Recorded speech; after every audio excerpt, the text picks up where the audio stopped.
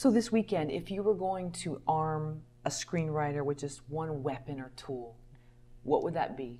What would that one tool or weapon be? Well, at my school, at How Movies Work in Venice, the one thing I tell beginning writers is, if you want to succeed, you've got to tell a story that you personally love and that matters to you personally, and it has to come out of some deep place in yourself. If you try to write commercially or try to write to the market, you're going to fail. I see it all the time. Oh, I got to write a superhero story, so I'm going to write it.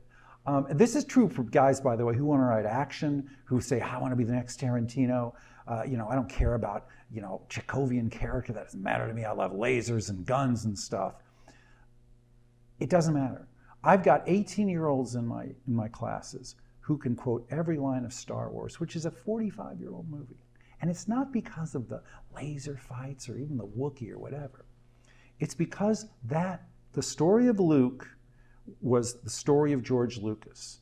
And he passionately wanted to tell the story of a kid from out in the sticks with a great, powerful force inside him that he wasn't using, and he had to go somewhere and change himself and use that gift, the force.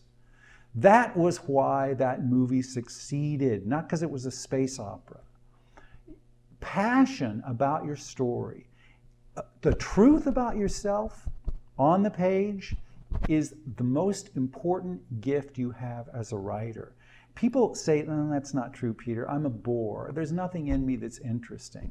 And what I say to that is, I bet there's something you did in the last 24 hours that you would hate any of us to see. Some terribly embarrassing thing about yourself, some pain about yourself. You need to write about the pain and pleasure and the dreams you have of your own life. Don't say that's a cliche. Every great movie ever made comes from that passion, comes from the writer's passion and love for that story. There's only 7 stories in the world. They've all been told 1,000 times. The only thing you've got as a writer is your passion, your love, your experience. That's what makes you different than anybody else, and what makes your story different from anybody else. And people I see hipsters who go, that's not true. I'm going to make a cool story about violence. It's just about guns. It's just about knives. It's about the cool stuff that happens. And I'm going to say, you're going to fail. That's not going to succeed. Tarantino doesn't make movies like that. He makes movies that speak to him from his heart, that are from his secret desires. Our secret desires, our secret pleasures, our secret pains. That's what motivates all great story. Always, and it always will. That's all you've got as a human being to distinguish yourself from anybody else. So it has to come from there.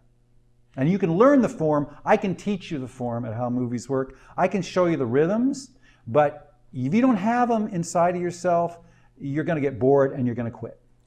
So let's say you have a student come back to you and they say, this is it, this is what's inside of me, and you say, you know what, I'm calling BS on this. This isn't really I do that all the time. How can you tell? That Instantly. Really Look, well, let me tell you something. Okay, here's another secret about myself. I killed a monkey in high school with a drill. Now, that's not true. And you could tell it's not true. You can tell when somebody's telling you the truth about themselves. You always know. You knew that story about my lips was true.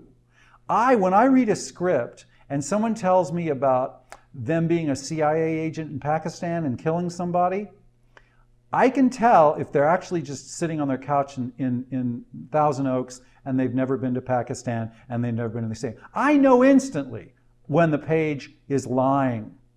How do you know that? Because we all have this built-in BS detector. When people make stuff up, we know it. When people tell us the truth about their lives, we know it. We can tell, and we're interested. That's the key distinction. I tell you, if you're going to write me a story about a guy in Pakistan who's in the CIA and is a spy, you better have been in Pakistan as a CIA spy or spent about 10 years living in the world of those who did it, or are you going to tell me a story that's going to bore the pants off of me? It's not going to feel real at all. That's how you know.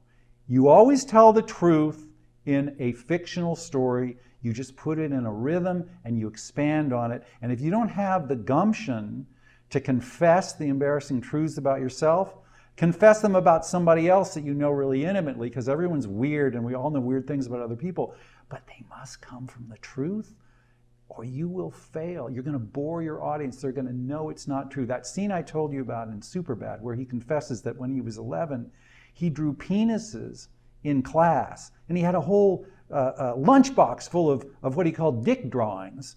That scene is funny and hilarious, and it's simple. We're sympathetic to this guy because we know the writer that actually happened to the writer. It's excruciating to see it on the screen, but it's got the ring of truth. Why? Because we're all weird. We've done so many weird things in our lives that we've never wanted anybody to know. I have, you have, you have. And that's what we draw on.